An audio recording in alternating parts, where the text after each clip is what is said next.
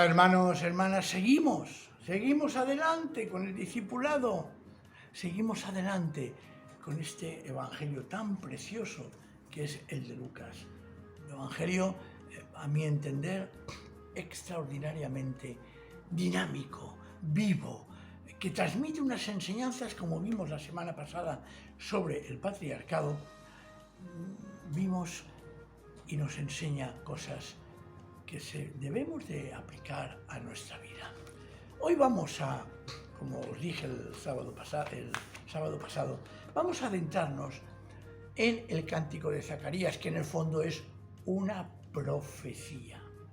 Dice en Lucas 1:67 lo siguiente: Zacarías, el padre de Juan, quedó lleno de Espíritu Santo y habló proféticamente, diciendo, ya sabéis, y voy a repetirlo porque forma parte de una enseñanza que quiero y deseo que quede grabada en nuestro corazón. El profeta es aquel que habla de parte de Dios. Que en ese hablar de parte de Dios hay anuncios de futuro, sí. Pero que es que además también debo de decir que esos anuncios de futuro están condicionados por la respuesta del ser humano. Si el Señor en su momento dice, si continuáis por este camino, como dice en el Antiguo Testamento, Jerusalén será destruida, no quiere decir que seguro que será destruida, sino que está diciendo que si cambiamos de camino, Jerusalén no será destruida. Y en este caso, Zacarías habla de parte e inspirado y guiado por el Espíritu Santo. Ya lo dice, quedó el pleroma, la plenitud del Espíritu Santo. Y dice así, un cántico precioso: bendito sea el Señor, el Dios de Israel, que ha venido a auxiliar y a dar la libertad a su pueblo. Nos ha suscitado un poderoso Salvador de entre los descendientes del siervo David. Es curioso porque cuando el profeta Zacarías afirma esto, Jesús todavía no había sido anunciado, no había sido nacido, no había aún nacido. Dice, esto es lo que había prometido desde antiguo por medio de sus santos profetas, que nos salvaría de nuestros enemigos y del poder de los que nos odian, mostrando así su compasión con nuestros antepasados y acordándose de cumplir su santa alianza. Y este es el firme juramento que hizo nuestros padres Abraham, que nos libraría de nuestros enemigos para que sin temor alguno le sirvamos santa y rectamente en su presencia a lo largo de nuestra vida. Está hablando proféticamente de Jesús. Ahora sigue este cántico, esta profecía, hablando de su propio Hijo. Dice, en cuanto a ti, hijo mío, serás profeta del Dios Altísimo, porque irás delante del Señor para preparar su venida. Ya hace un par de estudios hablamos de por qué se expresa aquí la palabra Kyrios, Señor. Dice, para preparar su venida y anunciar a su pueblo la salvación mediante el perdón de los pecados. Y es que la misericordia entrañable de nuestro Dios nos trae de lo alto un nuevo amanecer. Es preciosa esta expresión. Un nuevo amanecer. Para llenar de luz a los que viven en oscuridad y sombra de muerte, para guiar nuestros pasos por camino de paz. Y sigue, el niño creció y su espíritu se fortaleció, y estuvo viviendo en lugares desiertos hasta el día en que se presentó ante el pueblo de Israel. Hay una semejanza de María con Zacarías y Zacarías con María, porque ambos tienen su expresión delante del Señor. María alaba al Señor, y aquí Zacarías también lo hace. Zacarías desde el punto de vista profético y María como algo que surge de un corazón agradecido. Y en este caso lo que hace es poner de nuevo en evidencia que Dios cumple sus promesas para su pueblo. En María fue en el 1:68. Perdón, aquí en Zacarías 1:68 dice: bendito sea el Señor, el Dios de Israel, que ha venido a auxiliar, a ayudar y a dar libertad. ¿A quién? A su pueblo. A su pueblo. Y es importante, yo quisiera comentarlo. Ya incluso en María, en el 1:58, en 1:54, dice en el Cántico de María: se desveló por el pueblo de Israel su siervo, acordándose de mostrar misericordia, conforme a la promesa de valor eterno. En los dos cánticos aparece esa expresión de promesa de salvación y cumplimiento de las promesas del Señor hechas en el Antiguo Testamento.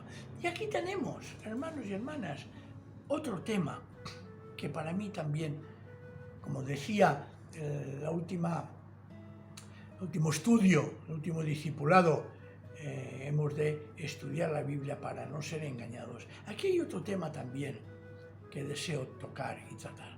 El Evangelio, la presencia del Mesías, de Jesús de Nazaret, va destinado principalmente y en primer lugar al pueblo de Israel, a su pueblo.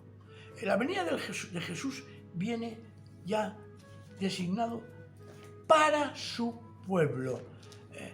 Y ya lo vimos cuando estudiamos Pablo en Romanos, ¿os acordáis? Aquella comparación que hace tan preciosa Pablo sobre el olivo silvestre y las blancas, las ramas que son injertadas, que somos nosotros.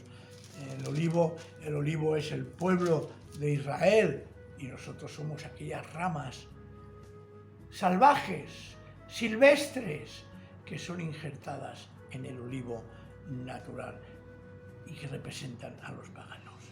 Tenemos también varios ejemplos por el cual podemos certificar esta realidad, que Jesús vino primero al pueblo de Israel. Por ejemplo, en Mateo 15:26, de la mujer cananea, es curioso, dice, cuando aquella mujer se le acerca y le dice: Señor, hijo de David, ten compasión de mi hija, está poseída por un demonio que la atormenta terriblemente. Como Jesús no le contestaba, ¿os imagináis qué situación? Jesús no le contesta, ni una palabra, dice el texto bíblico. Los discípulos se acercaron a él y le rogaron: atiéndela, atiéndela, porque no hace más que gritar detrás de nosotros. O sea, les molestaba. No era judía. Jesús entonces dijo: Dios me ha enviado solamente a las ovejas perdidas del pueblo de Israel. ¿Pero cómo reacciona aquella mujer cananea? Pero la mujer, poniéndose de rodillas delante de Jesús, le suplicó: Señor, ayúdame.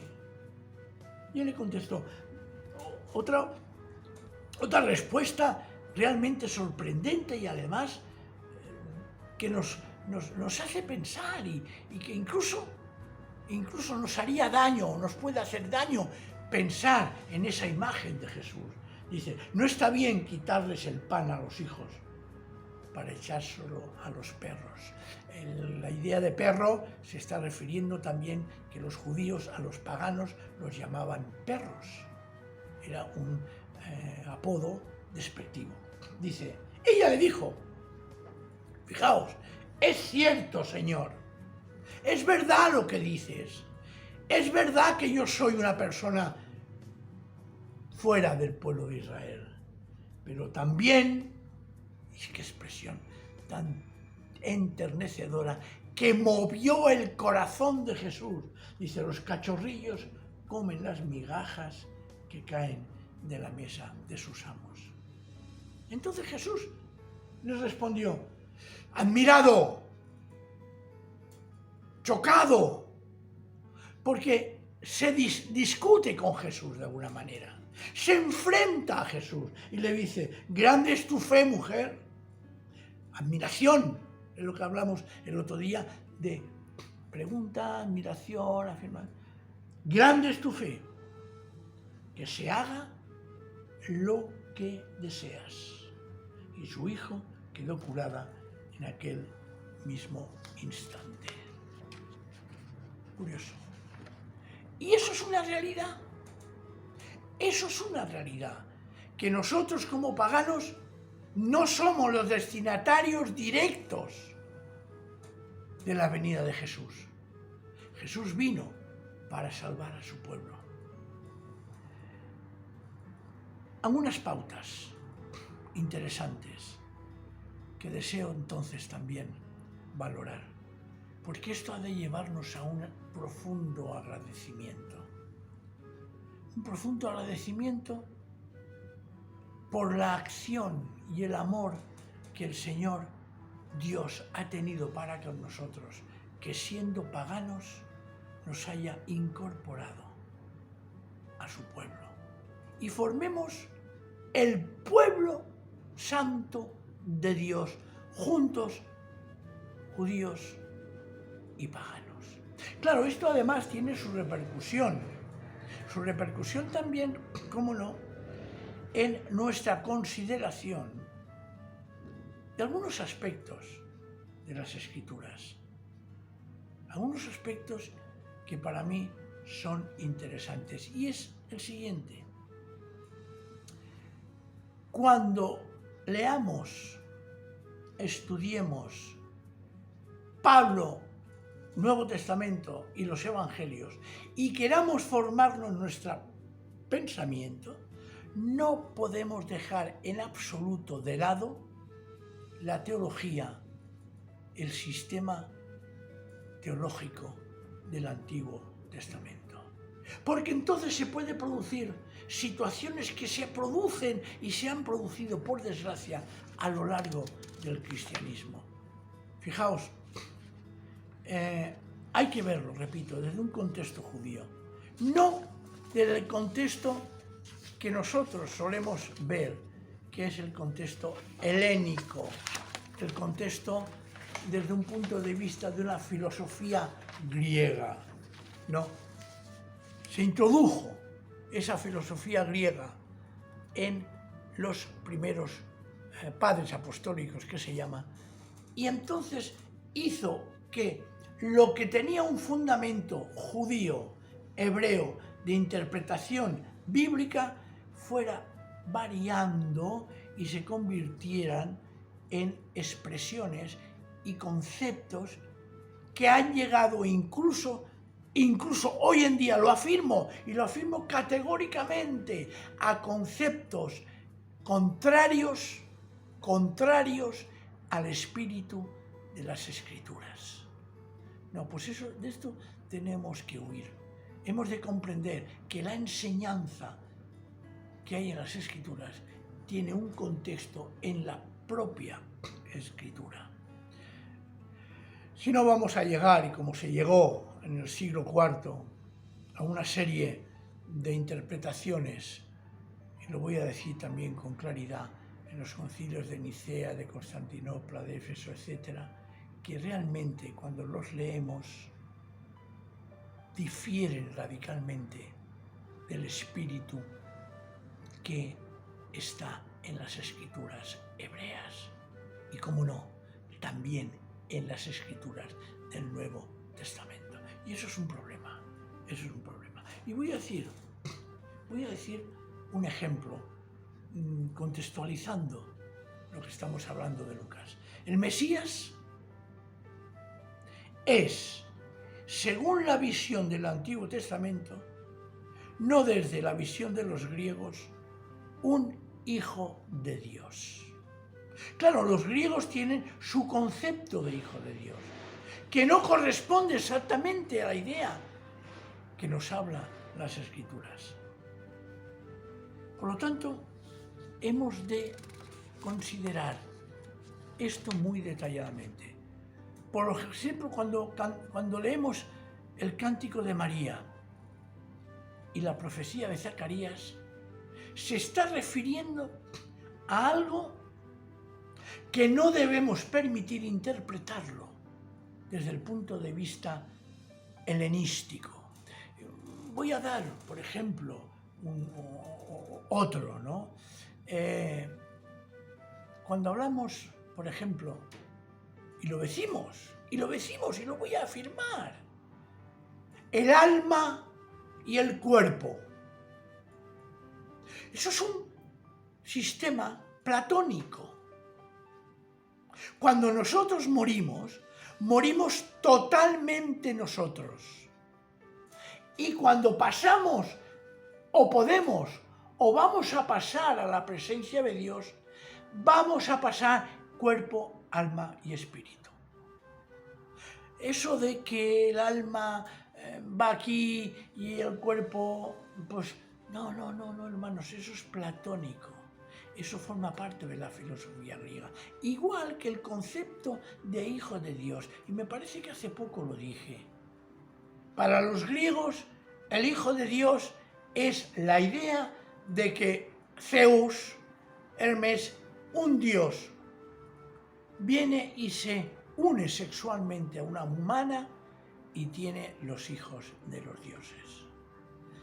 Lucas se encuentra que eso puede entrar en el concepto de Jesús como hijo de Dios y quiere rechazarlo, porque la idea de hijo de Dios en Lucas y en el Nuevo Testamento y en el Antiguo Testamento no es eso.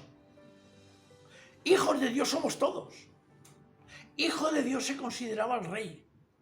Hijo de Dios se consideraba el poderoso. Incluso voy a decir más esta noche, y lo voy a decir afirmando algo tremendo. La palabra Elohim, la palabra Dios.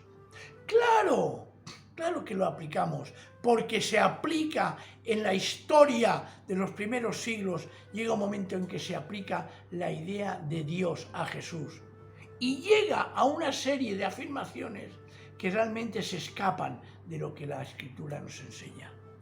Claro que Jesús es Dios, pero Dios es un título. No está hablando de una naturaleza, no está hablando de una esencia. Dios, Elohim, Elohimes, eran los reyes, eran los profetas, eran los jueces, eran todos aquellos que formaban parte de una élite dirigente en Israel. Pero esa palabra, al aplicarla en concepto griego, adquiere otro valor y otra situación. Por eso esta noche yo os propongo que no perdamos nunca y dejemos que nuestra mente se vaya empapando de todos los conceptos que hay en las Escrituras para interpretar, para ver, para comprender lo que realmente nos quiere enseñar la Escritura por la misma Escritura. Por la misma Escritura. Por eso es interesante comprobar varias cosas. Y es interesante también que hemos de considerar también la Escritura como algo vivo, real, pero en un contexto concreto. No, hermanos y hermanas, no separemos nunca lo que nos enseña el Nuevo Testamento de sus raíces del Antiguo Testamento. No lo separemos nunca. La carta a los Hebreos, por ejemplo, es una prueba palmaria de que basa precisamente la acción de Jesús en el Antiguo Testamento, en el templo, en los sacrificios. Todos los apóstoles, cuando predican a Jesús, están pensando en un Mesías judío. Que un Mesías judío que en un momento determinado también es para los paganos, pero no transformando a ese Mesías judío en un pagano, sino haciendo que los paganos, los gentiles, volvamos y vayamos a los contextos del antiguo, o dicho de otra manera, a los contextos teológicos de las Escrituras. No podemos, hermanos, nunca adentrarnos en ese peligroso camino que es el desviarnos del ambiente, de la estructura teológica que nos enseña las Escrituras. Si no, vamos a decir barbaridades, si no vamos a creer cosas extravagantes, si no vamos a considerar situaciones realmente esperpénticas. No, repito, y basándonos en Lucas, tanto Jesús como Juan Bautista hemos de contemplarlos desde un punto de vista bíblico, de una teología bíblica, de unos conceptos y expresiones que se expresan ya desde el principio de los tiempos como revelación de Dios. Y entonces os aseguro que iremos caminando con seguridad en los caminos del Señor. Es importante e interesante tener eso claro. Y es importante, sobre todo, cuando después, más adelante, veamos el nacimiento de Jesús y su contexto. Al final de la profecía de Zacarías hay una frase que también más adelante se aplica a Jesús, pero que nos dice: y el niño, Juan, creció y su espíritu se fortaleció, y estuvo viviendo en los lugares desiertos hasta el día en que se presentó ante el pueblo de Israel. ¿Qué quiere decir eso? Lo que después sabremos más adelante, que Juan estuvo en el desierto, que Juan aprendió en el desierto a obedecer a Dios, que Juan aprendió en el desierto a obedecer, a adorar, a alabar al Señor, y entonces, inspirado por el Espíritu, inició un movimiento, que ya lo veremos más adelante, que es el movimiento del Bautista. Un movimiento que surgió en el desierto, en un lugar austero, en un lugar de encuentro con Dios, y que en un momento determinado interviene y aparece Jesús, que se entrelaza en ese movimiento para dar después la posibilidad y la realidad, no solo posibilidad, sino el hecho de que a partir de ahí aparece también el movimiento de Jesús, el Evangelio de Jesús. Hoy lo dejamos aquí y el próximo día seguiremos con el nacimiento de Jesús, una narración preciosa que también tiene su enseñanza de humildad, enseñanza de realidad y enseñanza de esperanza para todos los que creemos en Él. Adelante, nos vemos el próximo semana. Amén.